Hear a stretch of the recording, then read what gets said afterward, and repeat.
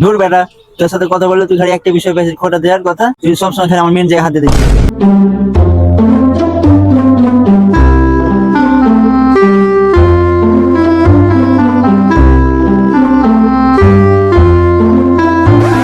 কি খবর রে বন্ধু, তোর কি অবস্থা?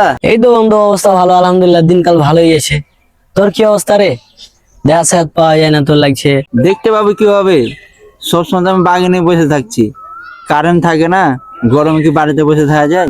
এখানে বাগানে সবসময় বসে থাকি, দিনকালের কথা কি করবো, যাচ্ছি এভাবে ঘুরে মারে। কেন তোর বাসায় চার্জার ফ্যান নাই? আমি তো চার্জার ফ্যান কিনেছি এই জন্যই। কারেন্টের যা অবস্থা, দিনে 24 ঘন্টায় 4 ঘন্টা থাকছে, 20 ঘন্টায় থাকে না। এই জন্যই চার্জার ফ্যান খাস করে কিনেছি। চার্জার ফ্যান তো বাড়িতে আছে, তোর কি চার্জ করতে কি পাচ্ছি? কারেন্ট তো থাকে না, কারেন্ট না থাকলে কিভাবে চার্জ করবি? হ্যাঁ বন্ধু, সেটাই। চার্জার ফ্যানটাও চার্জ করতে পারে না।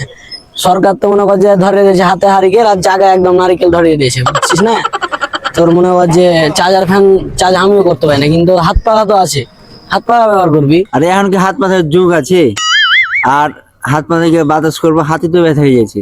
ও তাই তো, হাত পা তো বাতাস করলে তো তোর হাত ব্যথা হবে। আমার তো টেনশন নাই, বাড়িতে বউ আছে, মনে কর যে বাতাস করবে, আরামে ঘুম পারবো। সেটাও তো তোর নাই, তোর তো পোড়া কপাল। ধুর বেটা, তোর সাথে কথা বললে তুই খালি একটা বিষয় পেয়েছিস, খোটা দেওয়ার কথা। তুই সবসময় খালি আমার মেন জায়গায় হাতে দিচ্ছিস, কথাই বলবো না।